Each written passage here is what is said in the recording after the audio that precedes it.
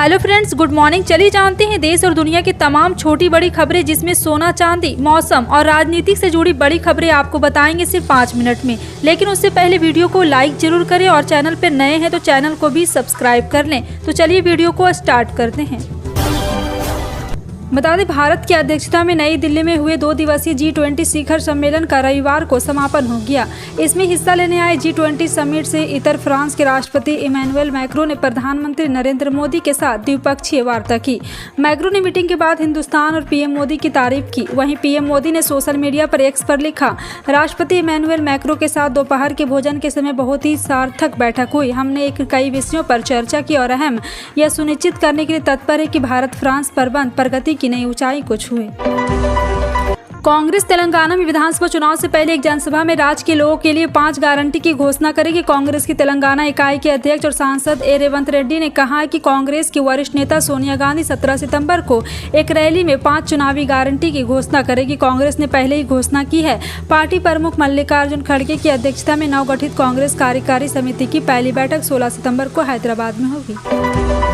दिल्ली में चल रहे G20 शिखर सम्मेलन का आज दूसरा और आखिरी दिन था और यह अब अपनी समाप्ति की ओर बढ़ गया। शिखर सम्मेलन के पहले दिन शनिवार को भारत को उस समय बड़ी कामयाबी मिली जब समिट में सदस्य देशों ने नई दिल्ली लीडर्स घोषणा पत्र को अपनाने का फैसला किया। शिखर सम्मेलन के खत्म होने के बाद केंद्रीय गृह मंत्री अमित शाह ने ट्वीट कर G20 की अध्यक्षता को ऐतिहासिक सफलता बताते हुए पीएम नरेंद्र मोदी को बधाई दी।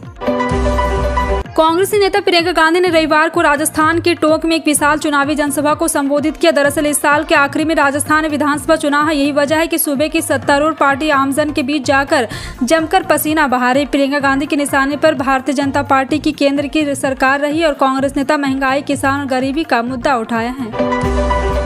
G20 शिखर सम्मेलन का समापन हो गया। पहला दिन 2 सेशन में आयोजित किया गया। एक सेशन वन अर्थ और दूसरा सेशन वन फैमिली पर आधारित था। इस दौरान एक बड़े रेल प्रोजेक्ट पर मुहर लगी तो रूस यूक्रेन युद्ध के मुद्दे पर भी खासा चर्चा हुई। युद्ध से दुनिया को ही हो रही दिक्कतों के बारे में ग्लोबल लीडर ने चिंतन किया। वैश्विक मीडिया ने भी G20 की बैठकों को तरजीह दी। रेल प्रोजेक्ट और युद्ध का मुद्दा खास तौर पर वैश्विक मीडिया में छाया रहा।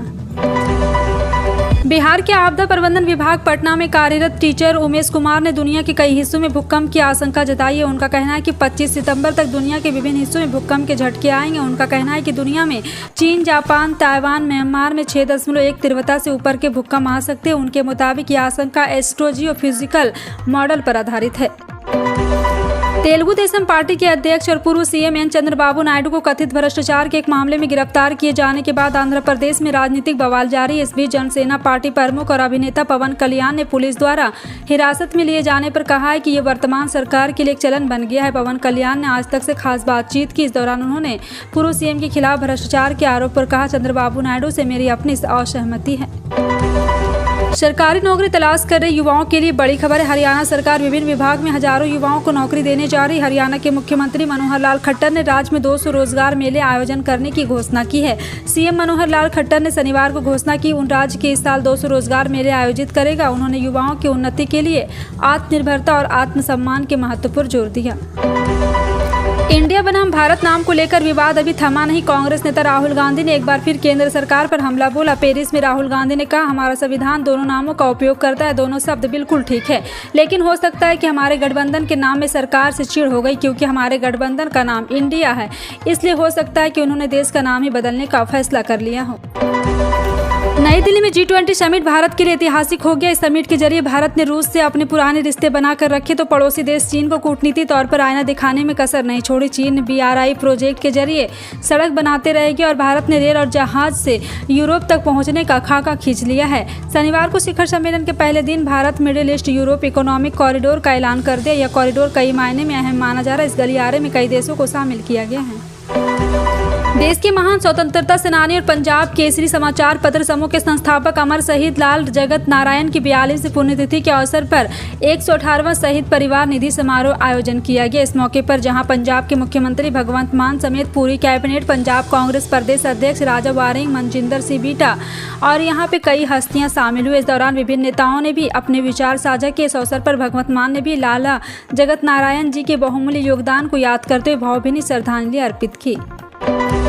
हरियाणा के भिवानी स्थित बिट्स इंटरनेशनल कॉलेज में भाजपा द्वारा अल्पकालीन विस्तारक प्रशिक्षण कार्यालय यानी कि रविवार को सोमवार तक आयोजित की जा रही, जिसमें भिवानी, महेंद्रगढ़ सांसद, विधायक, पार्टी पदाधिकारी, संगठन कार्यकर्ता हिस्सा लिए और बूथ स्तर से पार्टी संगठन को मजबूती बनाने के बारे में विस्तार से चर्चा की। इसी कड़ी के पूर्व शिक्षा मंत्री ने भी कार्यशाला में शिरकत की। उन्होंने बेरोजगारी, महंगाई पर किए गए सवाल के जवाब दिए और चंद्रमा पर तिरंगा फहराने की बात करते हुए विपक्ष पर चुटकी लिया। मुख्यमंत्री भूपेश बघेल के नाम भारतीय किसान संघ की चिट्ठी और 2 महत्वाकांक्षी योजनाओं की तारीफ भाजपा के लिए राजनीतिक रूप से मुश्किलें पेश करने वाली साबित हो सकती है। हालांकि 2 वादों की तारीफ करने के साथ ही संघ ने राज्य सरकार को घेरने के लिए शराबबंदी का मुद्दा भी उठाया है। इसके अलावा मांग पत्र की लंबी सूची भी जारी कर दी है। वर्ष 2018 के विधानसभा चुनाव के समय प्रदेश कांग्रेस द्वारा जारी घोषणा पत्र में किए गए वादे को पूरा करने की मांग को लेकर भारतीय किसान संघ ने मुख्यमंत्री भूपेश बघेल को राजनीतिक पत्र लिखा है। प्रदेश के साथ ही जिले में टमाटर की पैदावार होने से दामों में भारी कमी हो गई। बीते 10 अगस्त तक जो टमाटर 200 रुपये किलो बिक रहा था, वहीं टमाटर अब 20 रुपये किलो बिकने लगा है। टमाटर के दाम में बीते 1 माह में 90% तक की कमी गई है और इसके अलावा अन्य हरी सब्जियों के दाम में कमी होने से लोगों द्वारा राहत की सांस ली जा रही है। मुख्यमंत्री शिवराज सिंह चौहान 12 सितंबर को टीकमगढ़ पहुंचेंगे। सीएम के प्रस्तावित कार्यक्रम को लेकर जिला मुख्यालय पर तैयारियां शुरू कर दी है। शहर के नए बस स्टैंड रोड पर स्थित साई हॉस्टल गांजी खाना ग्राउंड पर विशाल जनसभा आयोजित होगी, जहां से मेडिकल कॉलेज के निर्माण को लेकर आधारशिला रखी जाएगी। इसके लिए प्रशासन ने जमीन भी कुंडेश्वर रोड पर चिन्हित कर ली है। कांग्रेस नेता शशि थरूर ने शनिवार को यूक्रेन युद्ध को लेकर G20 नेताओं की संयुक्त विज्ञप्ति पर आम सहमति बनाने के लिए चीन और तथा रूस के साथ बातचीत के लिए भारत के G20 शेरपा अमिताभ कांत की तारीफ की। केरल से लोकसभा सांसद ने अपने आधिकारिक एक्स अकाउंट पर कहा कि ये G20 भारत के लिए एक गर्व का लक्षण है। थरूर ने कहा, बहुत अच्छा अमिताभ कांत, ऐसा लगता है कि जब आपने IAS का विकल्प चुना तो IFS ने एक उत्कृष्ट राजनयिक खो दिया।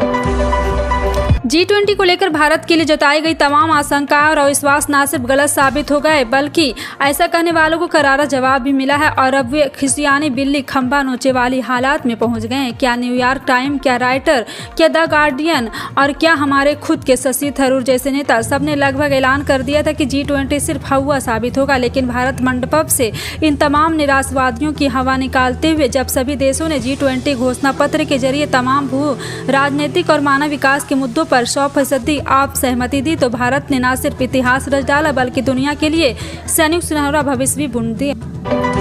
मोरक्को में आए विनाशकारी भूकंप के कारण किसी भारतीय नागरिक के प्रभावित होने की फिलहाल कोई सूचना नहीं मिली। यहां स्थित भारतीय दूतावास ने यह जानकारी दी। मोरक्को में शुक्रवार देर रात आए 6.8 तीव्रता के भूकंप के कारण 2000 से अधिक लोगों की मौत होने की खबर है। दूतावास ने मोरक्को में रह रहे सभी भारतीयों को धैर्य रखने और स्थानीय प्राधिकारियों द्वारा जारी दिशा निर्देश का पालन करने की सलाह दी। मोरक्को गृह मंत्रालय ने शनिवार देर रात बताया कि भूकंप में 2012 लोगों की मौत हो गई है।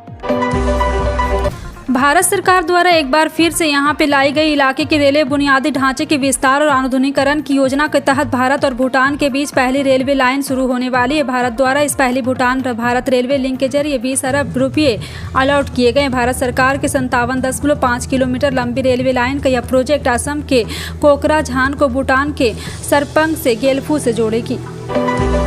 योगी सरकार 11 से 16 सितंबर तक निपुण मूल्यांकन परीक्षा का आयोजन करने जा रही है। इनमें कक्षा 1 से 5 तक से बच्चों को भाषा और गणित विषयों में मूल्यांकन किया जाएगा। वहीं कक्षा 6 से 8 के छात्रों का गणित और विज्ञान विषय पर मूल्यांकन किया जाएगा। ये परीक्षाएं सरल ऐप के जरिए आयोजित की जाएगी और पहली बार बच्चे OMR शीट पर सवाल के जवाब देंगे।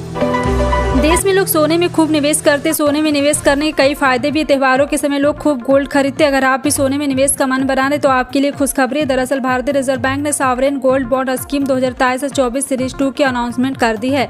Subscribers scheme golden bull scheme के तहत 15 सितंबर तक निवेश के लिए अप्लाई कर सकते हैं। पश्चिम बंगाल से बीजेपी के वरिष्ठ नेता दिलीप घोष ने रविवार को कहा कि इंडिया का नाम बदलकर भारत किया जाएगा और कोलकाता में विदेशियों की प्रतिमाएं भी हटाई जाएगी। मेदिनीपुर से सांसद घोष ने कहा कि जो लोग नाम बदलने के खिलाफ विदेश छोड़कर जा सकते हैं। खड़गपुर शहर में चाय पर चर्चा कार्यक्रम में भाजपा के पूर्व राष्ट्रीय उपाध्यक्ष घोष ने कहा कि जब पश्चिम बंगाल में हमारी पार्टी सत्ता में आएगी तो हम कोलकाता में विदेशियों की सभी प्रतिमाएं हटा देंगे। अगर ट्रेन के ड्राइवर को झपकी आ गई तो एक डिवाइस अलर्ट कर देगी। नॉर्थ ईस्ट फ्रंटियर रेलवे के एक ऐसे ही आर्टिफिशियल इंटेलिजेंस बेस्ड डिवाइस बन रहा है। रेलवे के सूत्रों के मुताबिक डिवाइस ड्राइवर की पलकों को झपकने से नींद आने का पता लगा लेगी और अलर्ट साउंड कर देगी। यही नहीं, अगर ड्राइवर किसी वक्त का नियंत्रण खो जाए तो इमरजेंसी ब्रेक भी लग जाएगी। डिवाइस को रेलवे ड्राइवर असिस्टेंट सिस्टम नाम दिया गया है। बिहार सरकार ने सरकारी बैंकों को प्रधानमंत्री किसान सम्मान निधि योजना के तहत धनराशि प्राप्त करने वाले लगभग 81,000 अपात्र किसानों से पैसा वापस लेने की प्रक्रिया में तेजी लाने का निर्देश दिया है। उन्हें केंद्र सरकार ने आयकर चुकाने या अन्य कारणों से अयोग्य पाया है। प्रधानमंत्री किसान सम्मान निधि योजना एक केंद्रीय योजना है जो भारत सरकार से 100% वित्त पोषित है। उत्तर प्रदेश के लोगों को अगले 2 दिनों से गर्मी में राहत मिल सकती है। मौसम विभाग के अनुसार यूपी में अगले 2 दिनों तक भारी बारिश के आसार बन रहे। विभाग ने कहा है कि गरज और चमक के साथ भारी बारिश की संभावना जताई है। विभाग ने कहा 9 और 10 सितंबर को राज्य के पूर्वी और मध्य यूपी में तेज बारिश हो सकती है। मौसम विभाग ने लोगों को सुरक्षित रहने के सुझाव दिए हैं। फिलहाल आपका इन सभी खबरों पर क्या कहना है, कॉमेंट सेक्शन में टाइप करके जरूर बताएं।